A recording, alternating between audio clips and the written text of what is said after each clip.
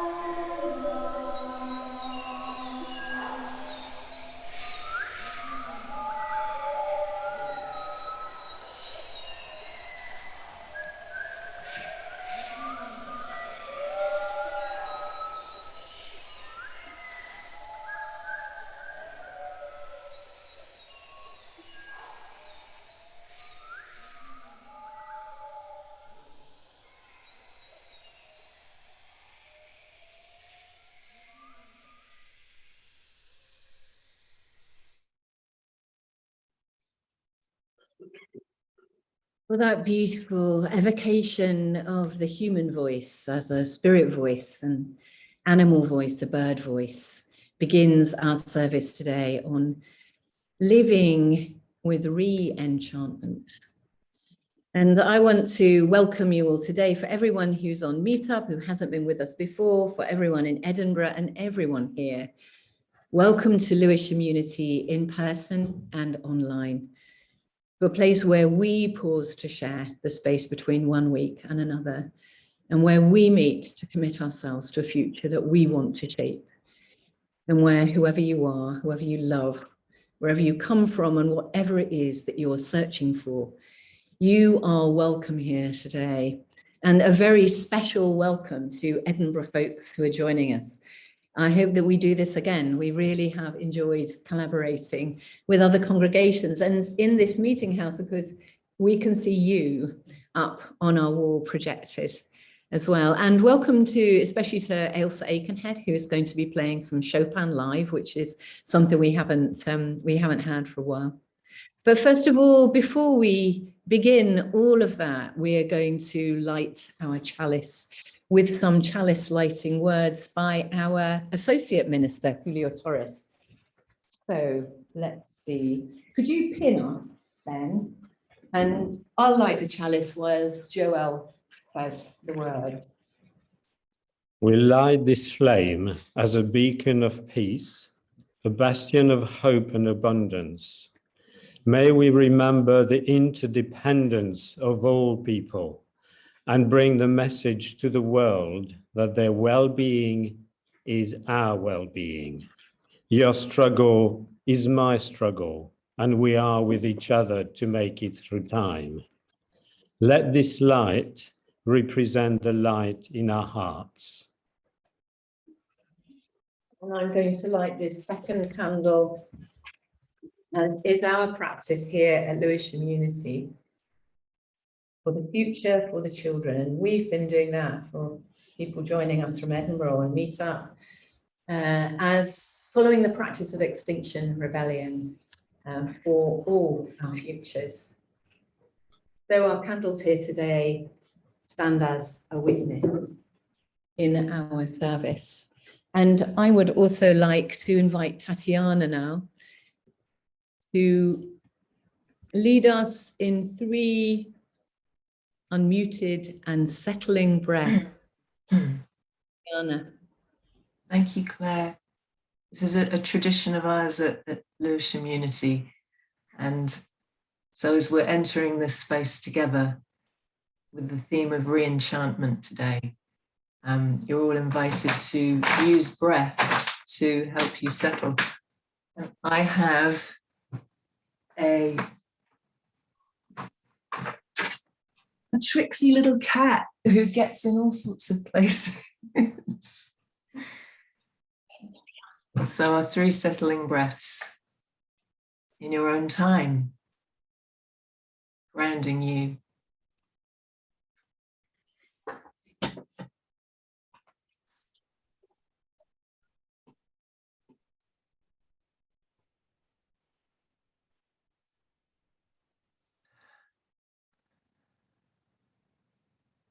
Maybe being let out as a sigh if that's what you need in this time.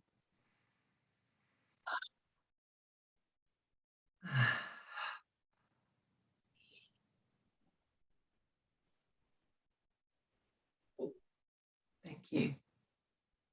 Thank you, Tatiana. And because we have so many people today who are visiting us, coming to us for the first time, and actually we're now more in the meeting house as well. We're now, so I can't count, 2, 3, 5, 7, 8. There's 8 of us here in the meeting house as well. I'd like to invite you to stay unmuted or to unmute yourself and just say hello to everybody. And if you'd like to put in the chat, please use the chat. Please feel free to use the chat to say something about who you are, where you're from, or just to send a message to all of us in this gathered online and in-person community. It's a really nice way for us to actually touch base with everyone who's here. Yeah, you are still pinned, Tatiana. So Tatiana just gave me a message to say, are we still pinned? Do you want to unpin Tatiana? Pin me instead. I'm going to just admit Elizabeth.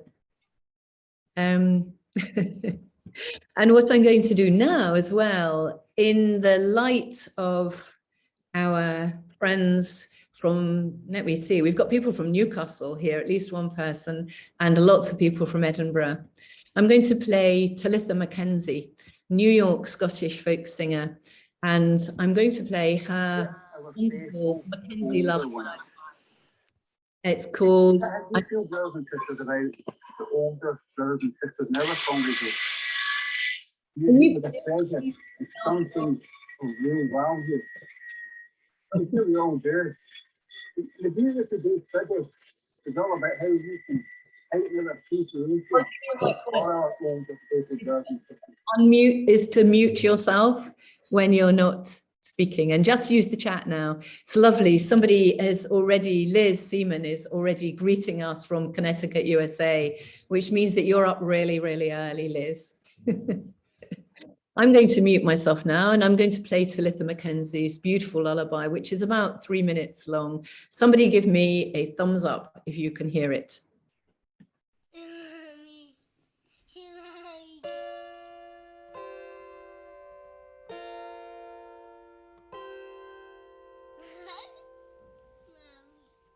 It's me, he it's me, growing tall. It's me,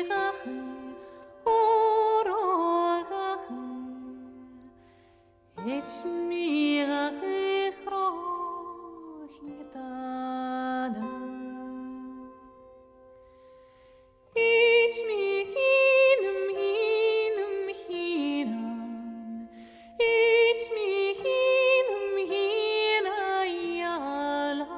It's me.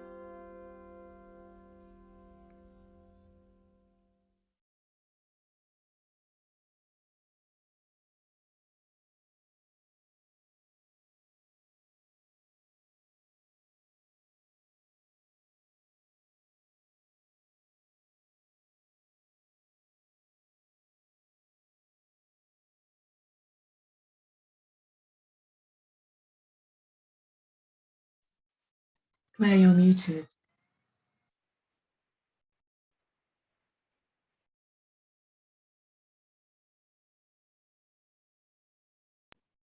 There we are. I'm now unmuted. I'm also going to begin. I just said actually when I was muted that there are many beginnings in a gathering, many beginnings in a service. And one of the ways to begin is with prayer. And this prayer is in a book of spells, a recent book of spells. So I've been thinking about the way in which a spell is also a prayer. And it's by someone that I often quote, the writer Ursula Le Guin, and it's called Come to Dust. Spirit, rehearse the journeys of the body that are to come, the motions of the matter that held you. Rise up in the smoke of Palo Santo, fall to the earth in the falling rain, sink in, sink down to the furthest roots, mount slowly in the rising up to the branches, the crown, the leaf tips, come down to earth as leaves in autumn, to lie in the patient rot of winter, rise again in spring's green fountains, drift in sunlight with the sacred pollen, to fall in blessing. All earth's dust has been life, held soul, is holy. Feel I need to say amen after that as well, I think. This morning is a service of reflection on what it means to be re-enchanted. A big welcome to our friends in Edinburgh also has to include a sense of where we are today, because our autumn theme at Lewisham Unity is about journeys.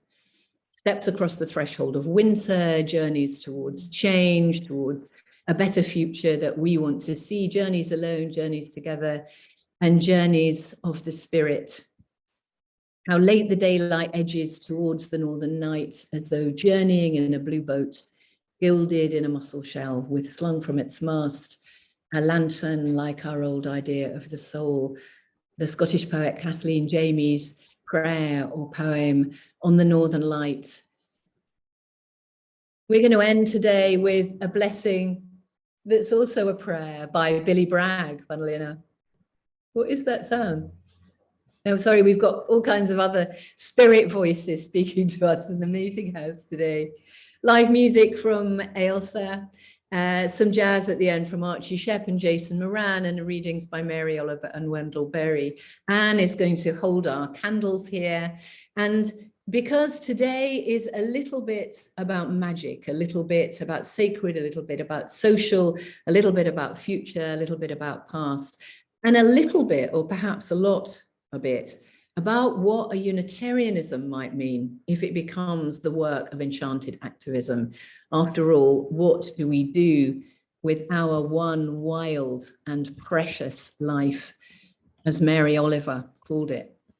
And I'm going to put up her poem here now for you.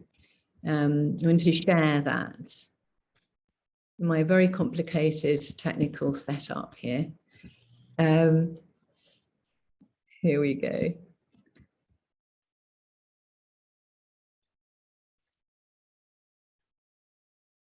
Here we go.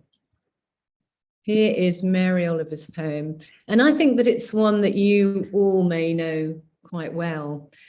But it seems to me that this poem is, at least in part, about enchantment, about prayer, and in a sense, about spells. Earlier on, I played that choral music by Kerry Andrews, which ends up with people singing bird sounds, as if what's around us are the spirits of a world that is itself animated. And when I went back and read this poem by Mary Oliver, who made the world, she says, who made the swan and the black bear, who made the grasshopper, I felt that that sense of spirit is in this poem. So I'm just going to read it while you can read it on here. Who made the world? Who made the swan, the black bear? Who made the grasshopper? This grasshopper, I mean, the one who's flung herself out of the grass, the one who's eating sugar out of my hand, who's moving her jaws back and forth instead of up and down, who's gazing around with her enormous and complicated eyes. Now she lifts her pale forearms and thoroughly washes her face Now she snaps her wings open and floats away. I don't know exactly what a prayer is. I do know how to pay attention, how to fall down into the grass, how to kneel down in the grass, how to be idle and blessed, how to stroll through the fields, which is what I've been doing all day. Tell me, what else should I have done? Doesn't everything die at last and too soon? Tell me, what is it you plan to do with your one wild and precious life?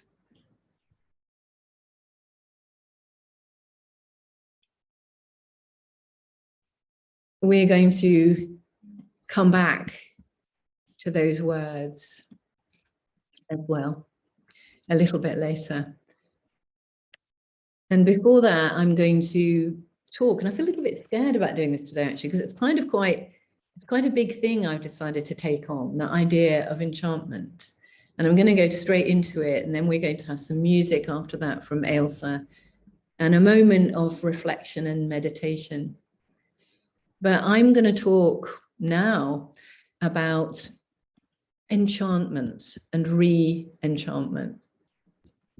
And I'm going to begin, if you can see this, with this book, little quote from this book. These are two books I've been reading. One by Sharon Blackie, The Enchanted Life, and one by Keith Hebden, The Re-Enchanted Activist. I'm going to put this one down because I can say something about that later. But to kind of open up this idea of Unitarianism as re-enchantment, I'm going to read something from Sharon Blackie's pretty wonderful book, actually. I found this really interesting. So this is what she says. And in a way, this is also part of thinking about our journeys through Halloween, through kind of Samhain, which we celebrated last week, the presence of so many leaders in Glasgow to try to think through or resist the thinking through of creating a future that we want to shape, that really supports human flourishing. And in that light, Sharon Blackie says, what was missing from my life for so many years, and what's still missing from the lives of so many of us, is an ongoing sense of meaningful participation in a world which we believe matters, which we maybe even hold to be sacred. Most of us experience moments that are rich with meaning in our lives, but how many of us feel that the very fabric of our lives is woven from such moments? How many of us occupy a ground of being in which reverence and respect for an animated world around us overwhelms the cultural programming which tells us that our individual human lives are the only things that matter, where wonder, not knowledge, is the foundation of possibility, and mystery is something to sit with, not to solve. Wonder, curiosity, mystery, imagination, all are key constituents of enchantment. Cultivating them is essential to living an enchanted life. And it takes me straight back to Mary Oliver's grasshopper, who she watches with her large and complicated eyes, washing her face. And she gives you a sense that she too is an old world.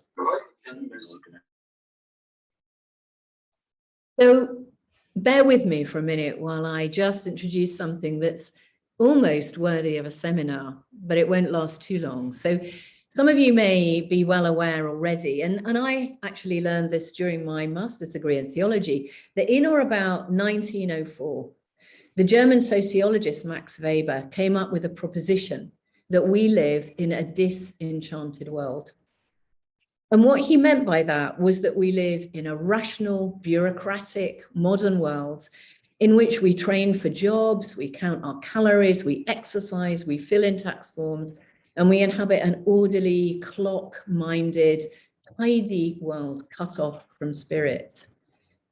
That was almost 120 years ago, and it kind of became a key idea that's influenced lots of people, because no matter how atheistic or even secular people are, many people recognize what Weber identified, and perhaps no more acutely than now, when we know that we have to face problems of ecological and climate destruction, and that our rational, developmental, productive, growth-focused, exploitative capitalist societies have wreaked havoc on the earth.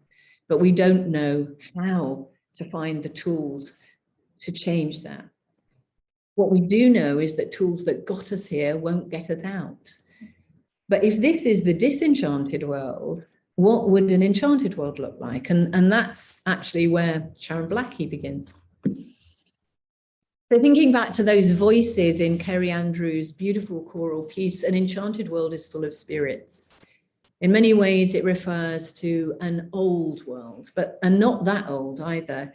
It is a world that some Indigenous people still inhabit, a world in which the land, trees, wells, and rivers are sacred, where the spirits of the dead are approachable at times, and where life is lived with an attention to life's cycles, to an acceptance of death, and with rich and powerful rituals to honor our passage through this world and out of it. It wasn't by any means a perfect world, but it was and is a world in which people's sense of individuality is tempered by the responsibilities and systems associated with belonging. A world in which soul and spirit are not out of place, in which time is more cyclical than it is progressive. But it isn't our world, as Weber pointed out, though fragments of it continue, and we touch fragments of it here in spiritual community and in many other places. We are the children of the Enlightenment, as we say, of individuality, of curiosity, of change, of progress, of human rights, and above all, of freedom, the freedom to be who we want to be. And Unitarianism itself was born right there, in the dissent from established routines and creeds, and from patriarchy, though that challenge still goes on, in the desire for personal freedom and the curiosity to create a new future informed by science and new social practices. But the problem with the world of secular citizenship, of productive, rational freedom, of industrial practices, of extraction and consumption, is it's brought wealth, change, and freedom, and it's also eviscerated, exploited, and colonized the world. And when people say that capitalism is the problem, I think that's part of what they're saying. We no longer live in an old, timeless, enchanted world. But in some ways, we'd like it back. Because as the writer Amin Maalouf has said, freedom makes orphans of us all. And in our disenchanted world, we suffer fear, loneliness, stress, anxiety, and disappointment. Our highly individualistic consumer societies have been oppressive towards other peoples and to the earth itself, to the point where we now feel we are on the edge of destruction. You don't know what you do does is another little phrase that I've quoted often from Rebecca Solnit. And it means that we should carry on being spiritual and practical activists, even when we feel that we don't know that it works. But you don't know what you do does works in other ways as well. And we have extracted just about as much as we can from the earth, without knowing that what would happen was that our climate would warm and that one day all of that would run out. So the conundrum that we live in is, in order to get to a better future, we need to re-enchant the world, but we don't want to give up our personal choice or our hard-won freedoms or our individuality or the freedom to be who we are that we value so much. We want to return to a holistic sense of full participation in the material, natural, social, sacred world we live in as the people we are, and not as the people of the past.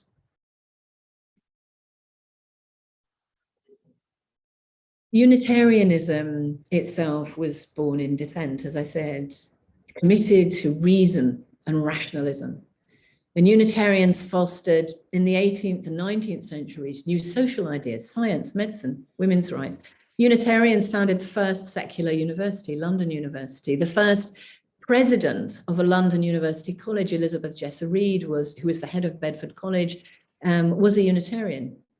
London University was the first place to give women degrees, and they were Unitarians. And they did many other progressive things along the way. And they took part in the bad, in exploitation, taking profits from slavery, exploitation of the earth itself. It was founded in inquiry and curiosity and conversation and commitment to engaging with new ideas.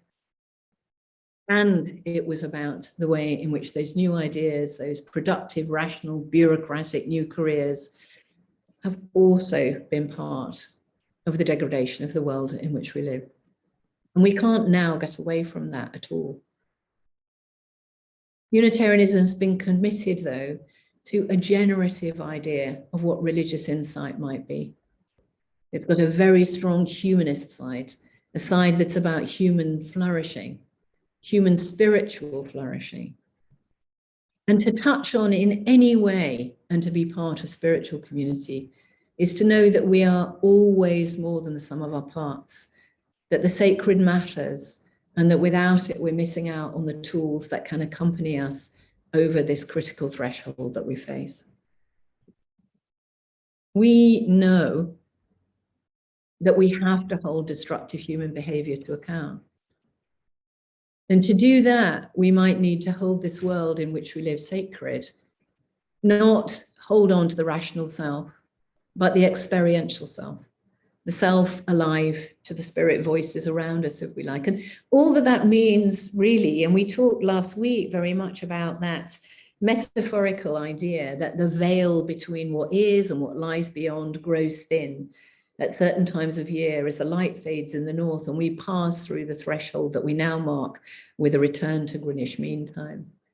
But simply that we understand the world around us is alive, that all of us die, and that every species faces the possibility of species death. The world comes first, and it won't support us if we don't hold it sacred. It's not a new idea in any way. And there are thinkers now and in the past who have been committed to that idea. The great Unitarian thinker Buckminster Fuller, James Lovelock, who gave us the idea of Gaia, and all those people who are rewilding, who are active, who are asking us to let go of progress and growth and pay attention to the way in which the natural world is telling us about the vast changes resulting from our extractivism. So the new enchantment is not the one we left behind because we need freedom, but the one we go towards, and the one that we here, all of us, can help to recreate as a result of reflecting on what's happened to us collectively and going towards our spiritual commons, including our spiritual commons as the highest value.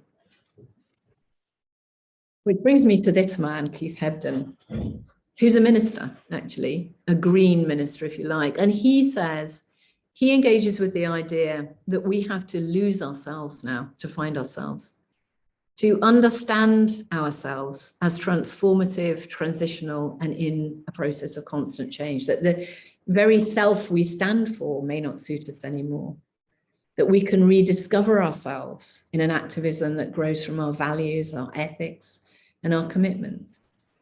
And I would say that that takes a village, a spiritual village, a community committed to combining the search for an expansion of inner awareness with effective social action and feeling one's true identity in both. And that's a quote I've used many times from Ursula Le Guin.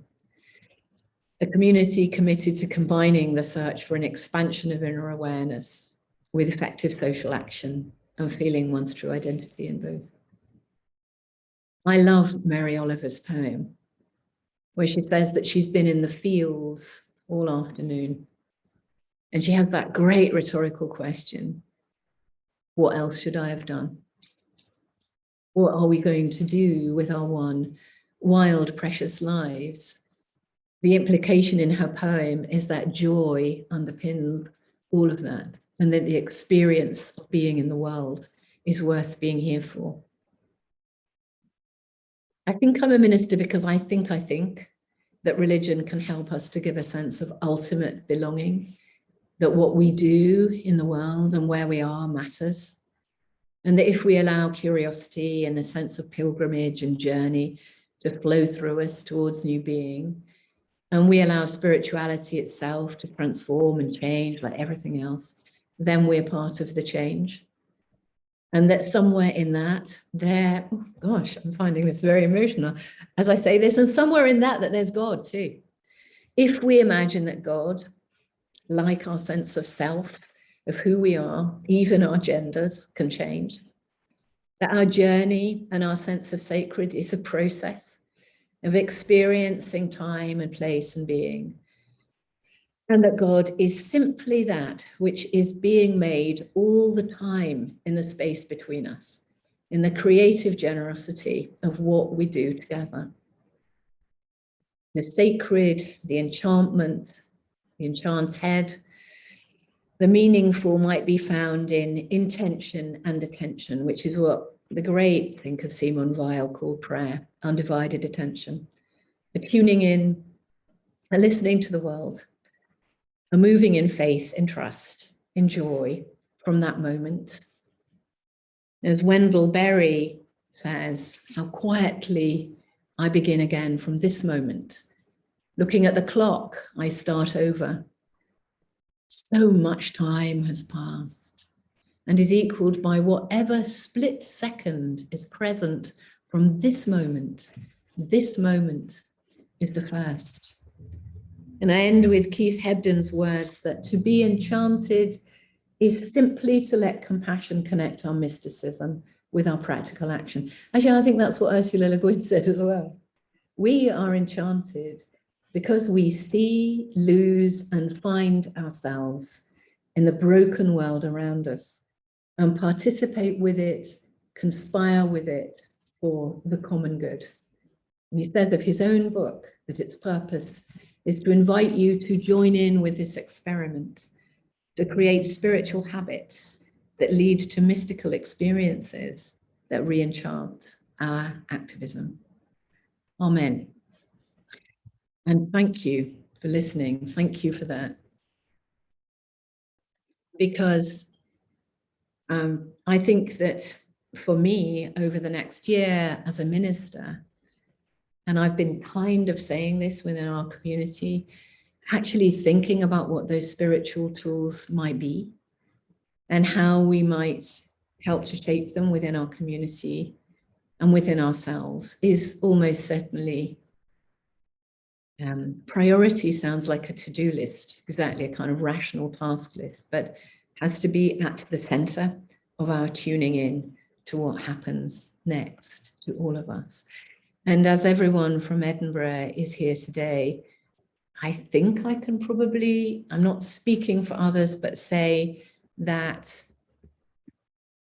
that sense of spiritual commitment that doesn't let our social commitments go, what we call here the space between sacred and social, or where sacred and social meet, is where we want to be and where we want to collaborate with others as well. I see that as a new Unitarianism, and I see that as a very exciting prospect as well. Oh, I think I'm going to take a deep breath after that and a drink of water.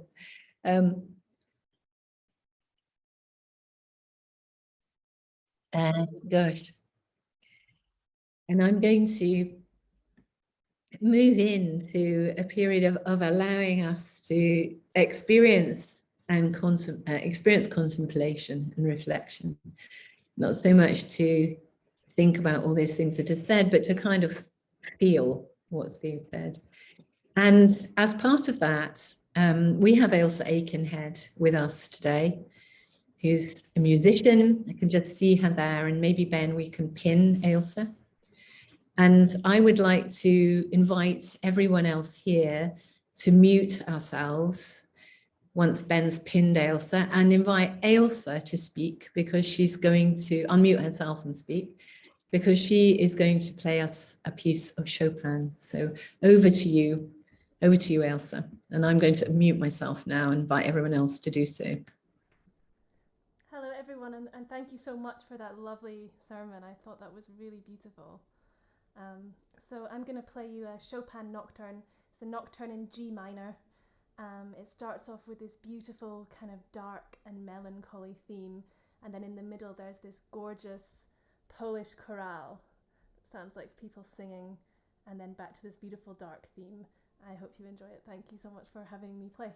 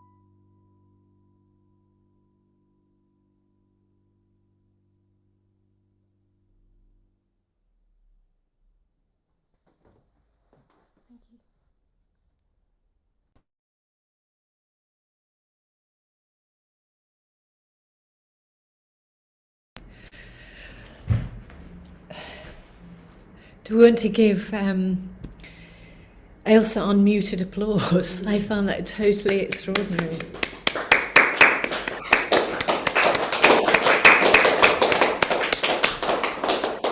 Thank you so much. It can be done as well, just so beautifully. Thank you so much, Ailsa. It was a wonderful, wonderful piece of Chopin.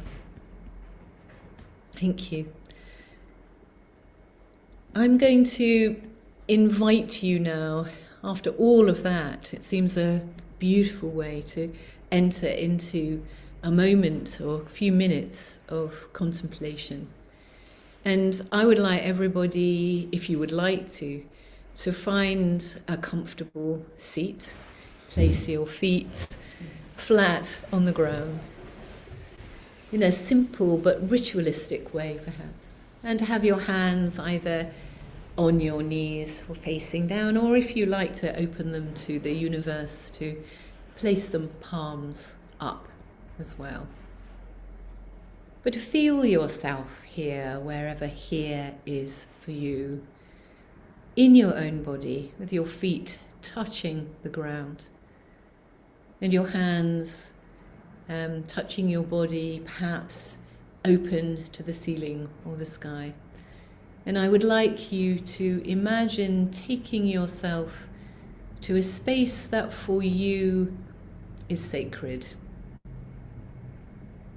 It changes. It might be that little corner of your bed where you sit against a pillow with a candle, or that space in a park where you stand under a tree that you have visited for many years, or somewhere where you can hear birdsong.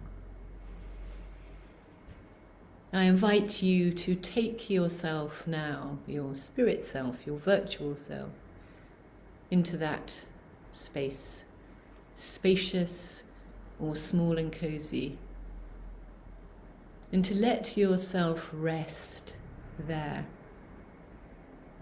knowing that you, that we, are always held within a world that is alive and ultimately loving.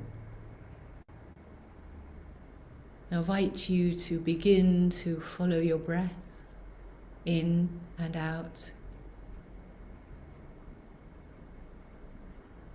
to be aware of the way that your breath warms you inside, refreshes you, and brings you life with every breath. And then I just invite you to stay in this space as together we sit in quiet contemplation just for a couple of minutes.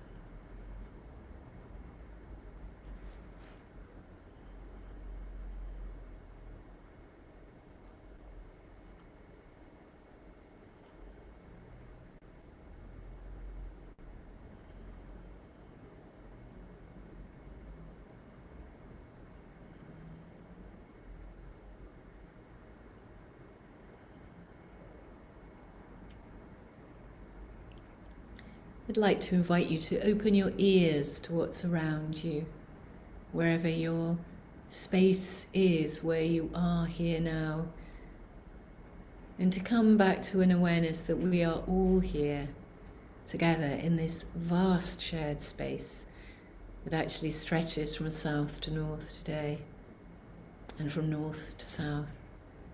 To bring yourself back, to rub your hands together and just to place them over your eyes.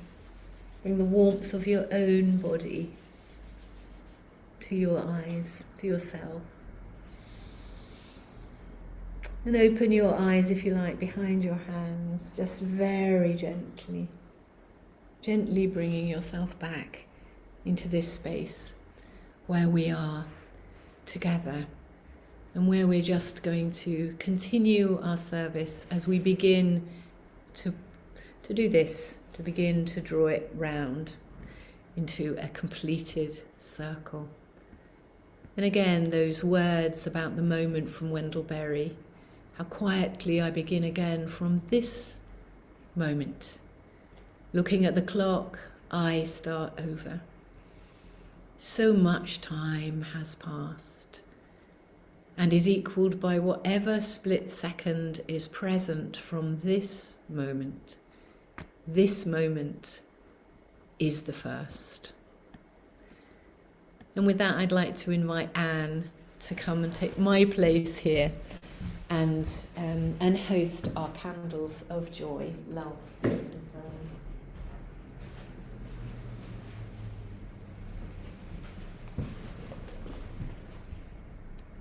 of hold all of those things here in our gathering is present, very, very present today. Our service is now very much coming to a close. And because this is Lewisham Unity, I do want to have a couple of announcements, including the fact that you can donate to Lewisham Unity. Gosh, that's what I want to say. By going to our webpage and clicking on our donate button. We are a very small community. We are committed to sacred social action. We do have asylum seekers living in our house. So anybody who wants to donate to us, it will go towards the work that we want to do to co-create the future that we want to shape. You don't have to do it now. You can do it afterwards, but we do welcome absolutely all donations.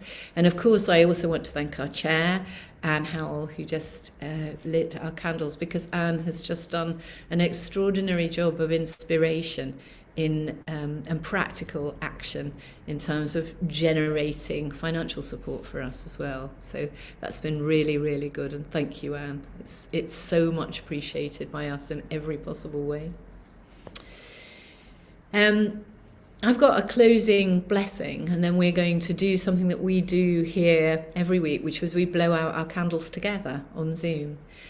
But I found a closing blessing yesterday from Billy Bragg. I've always liked Billy Bragg, and there was an interview with Billy Bragg in a paper that I get on Saturday in the Financial Times. And one of the questions is about religion always, do you believe in an afterlife? And I thought that Billy Bragg would probably say, absolutely not, I'm a total Marxist materialist. And Billy Bragg instead did not say that. So I'm going to say Billy Bragg's closing blessing, which I really like. So Billy Bragg's closing blessing for us today, gathered here, Edinburgh, all of our other seekers from all over the country, for us here in the meeting house at Lewisham Unity, and all of our Lewisham Unity friends and members online. Billy Bragg has this to say: I believe in the intangibility of existence. Science tells me the universe is 85% dark matter. So if 85% of reality is intangible, I think there's room for other intangibles. Amen. It's very brilliant. And I'd like to invite Anne to come here and help us to blow out our candles together. All right, feel free to unmute yourself and help me blow out these candles. 1, 2, 3.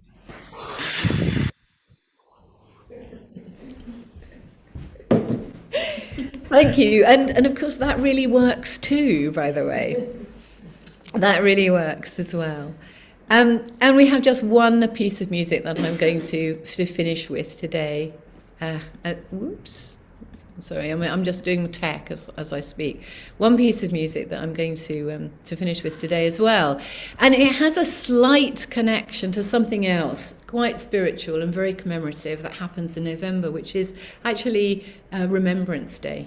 So a couple of years ago, 3 years ago now, at the 100th anniversary of the armistice in 1918, I went to an extraordinary concert in the Barbican by the jazz musician Jason Moran. And he was playing the music of James Earl Europe. And James Earl Europe toured the troops in American troops, French troops, English troops in the First World War, and in many ways brought jazz. It had already started, but he brought jazz to Europe. And it's made me think a lot about You Don't Know What You Do Does. It's one of the unintended consequences of war was people understanding a much more international sense of culture and creative change. James Earl Europe's music is not quite good enough, if you like now. The recordings are very, very old. They're made in the First World War. It's a certain kind of jazz. But Jason Moran is playing the Barbican this Friday, and he's playing with the absolutely wonderful Archie Shepp, who's 84. I'm going to see them. And so this is a lovely kind of early jazz type piece of music, which is 3 minutes long. And it's Archie Shepp and Jason Moran. It's a lovely uplift playing Ain't Misbehaving. And somebody give me a thumbs up if you can hear it.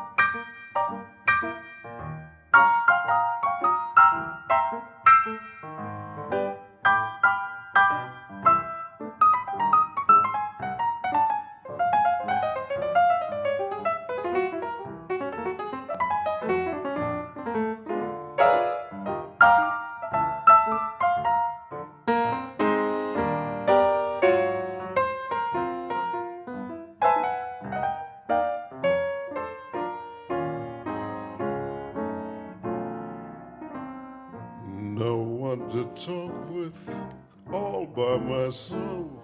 No one to walk with, but I'm happy on the shelf. Ain't misbehaving, saving my love for you.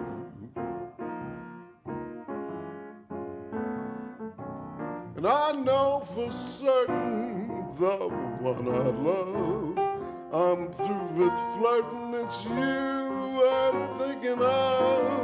Ain't misbehaving, saving my love for you.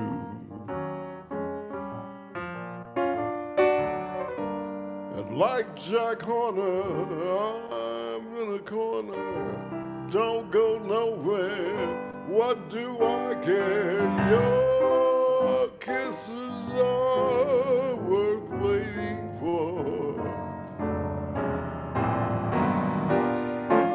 I don't go out late, nowhere to go. I'm home about 8. Me, my radio ain't misbehaving, saving my love for you. 'Cause I'm through with jiving, slipping and sliding. Lord, I love you. Girl, you know it's true. Wow, I'm saving all my love for you.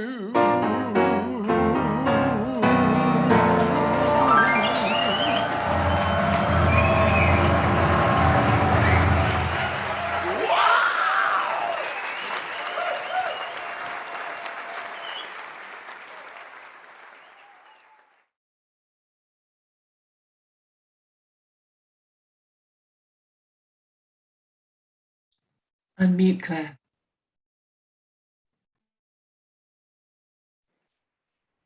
It's hard to unmute. I said, if that's not a spirit voice, I don't know what is. It's a channel to the ancestors and a way of expressing what it means to be fully and humanly alive in this extraordinary world. So thank you all very much for this morning. Thank you, Ailsa. That was extraordinary. We have been privileged to have two extraordinary musicians from Edinburgh. Jack Tate Westwell, who is, when he moved to London, became our accompanist. We've met him in Edinburgh, and you. So we've really loved that. That was fantastic and most beautiful piece of music. Thank you, everyone, for being here. We could actually, if people want to stay online, we are going to have a cup of coffee here in the meeting house. But also, I'm never, I don't know.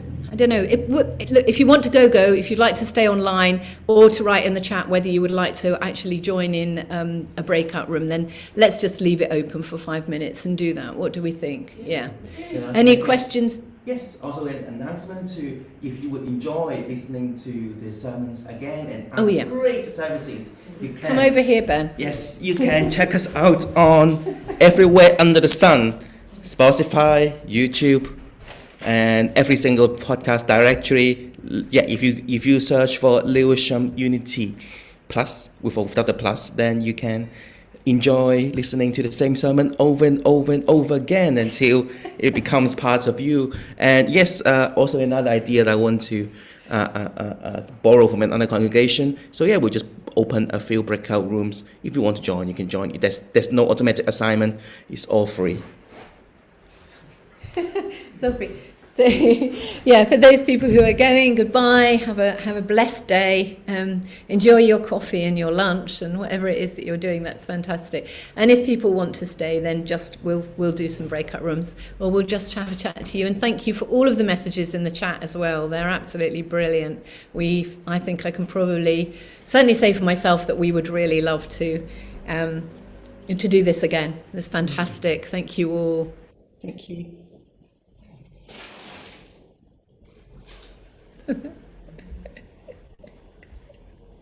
Oh, so lovely. And maybe for Edinburgh to lead a service. Yeah, and for Edinburgh to invite us. That would be really lovely as well. Where is your congregation located? Ours? Barry, hi. We are in South Catford. We're in South London, South East London. Yeah. Okay. Where are you, Barry? I'm in the Hudson Valley in New York State. Oh, how nice. Oh, that's just pop over. We've also had Unitarians from the Hudson Valley. We had Pat Lamana, who came and did a kind of folk song service with us a couple of years ago. So that's really nice. So you haven't even had breakfast yet? No, that's why I'm on my bathrobe. When I next visit St. Mark's in Edinburgh, which I've been to several times in person over the years, I will show up with my bathrobe because that's the only way they've seen me for 2 years now. So you've been attending at St. Mark's for 2 years from the Hudson Valley? Well, yeah, I've been there in person a number of times, and then via Zoom since the lockdown. So that's wonderful to hear as well. That's great. And Joan, I know, Joan Cook, who's here from Edinburgh as well. Hi, Joan. Very lovely to see you. And Cal earlier, who's from Newcastle, has kept that in mind today too. It's very lovely. Yes, this has been the wonderful thing about Zoom, is being able to visit all these places and see old faces and new faces, and it really has created a feeling of community, I think. Yeah. I think thank you very much. Only just begun. Thank you, Joan. Really, really lovely to have you with us as well. That's great. Well, take care. Bye. Bye. And have a coffee. Yes. Yeah. That's what we're just going to be doing as well. Right. You deserve it. You deserve it. Bye now. That's lovely. Are you going, Barry? Yep. Goodbye. Yeah. I will listen to I've missed the first part, so I'll listen to it on your recording. Lovely. Thank you very much. And Cal, you were first in. Yes, first in and last out. It was so nice to meet you, actually. I really enjoyed it. It's very nice. Thank you very much. Feel free to come again whenever you like, or and also to contact us if you ever just want to have a chat or a virtual coffee. That's also available. I've attended a couple of Unitarian meetings in Newcastle upon Tyne. Have you? But that was pre-plague, so now things are easing up. Hopefully, they'll be starting again. I think they're a nice community too. Yeah, absolutely. Yes, it's a beautiful meeting place as well. Yeah, I'd like to see it. Art Deco. Is it? Yes. I used to live in York, and we had a beautiful meeting house there as well. Yeah. I think there's only 3 Art Deco buildings in the whole of Newcastle. Really? I'm surprised at that, actually. Yeah, that's interesting. Newcastle got redeveloped. Yeah. I think they probably were there and they just got easy. The other main one is a cinema called the Tyneside Cinema, an independent art house cinema, which is brilliant. I used to live in York, and we used to come up to Oh, Newcastle yes. as well, to do things and see things actually too. So it's a very sort of easy one. So it's good. I'm going to go and get a coffee, but I'm leaving this open. But if I don't see you, well, Okay. Nice to speak to you. Say to the next one. You take care now. I'm going out for have a cup of coffee in the plain field outside. yeah, absolutely. Take care now. Bye. Bye, pal. It's boiling up. Our experiment, experimenting with trees. Oh gosh. I think I might switch this off because now nobody else is here. Nobody's here, which is, and in a way, much as I'm happy